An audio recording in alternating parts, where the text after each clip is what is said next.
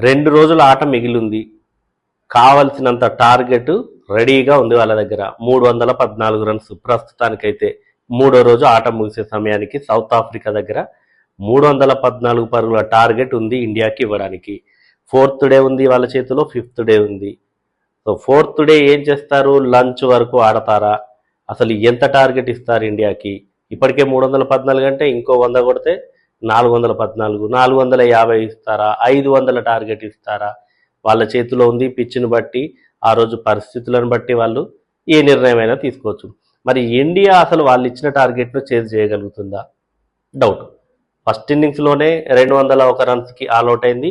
అప్పటికే ముక్కుతూ మూలుగుతూ ఇన్నింగ్స్ నడిపించింది. ఒకవేళ గనక వాషింగ్టన్ సుందర్, కుల్దీప్ యాదవ్ కనుక క్రీజులో నిలబడకపోయి ఉంటే టీమిండియా 150 పరుగులకే చాప చుట్టేసేది.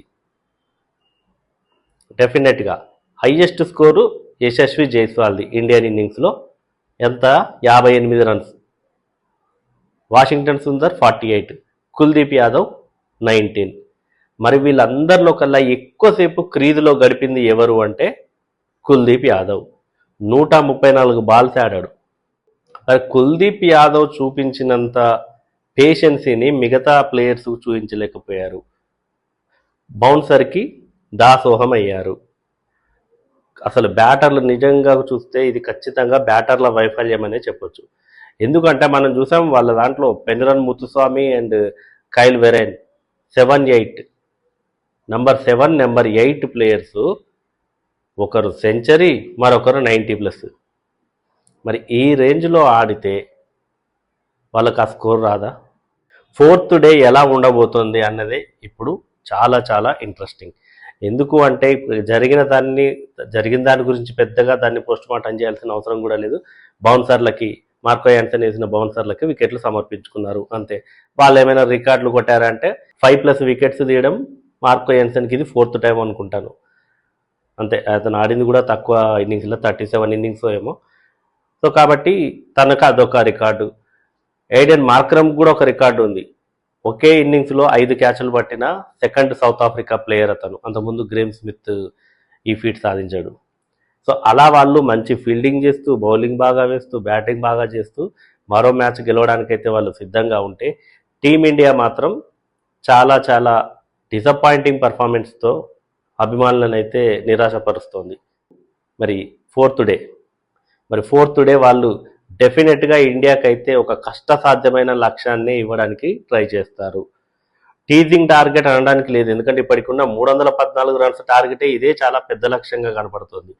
మన వాళ్ళు 4th ఇన్నింగ్స్లో హైయెస్ట్ చేజ్ 380+ ఏమో చేశారు ఇంగ్లాండ్ పై అనుకుంటా. ఆ తర్వాత నుంచి అసలు అంత స్కోర్లు చేజ్ చేసిందే లేదు.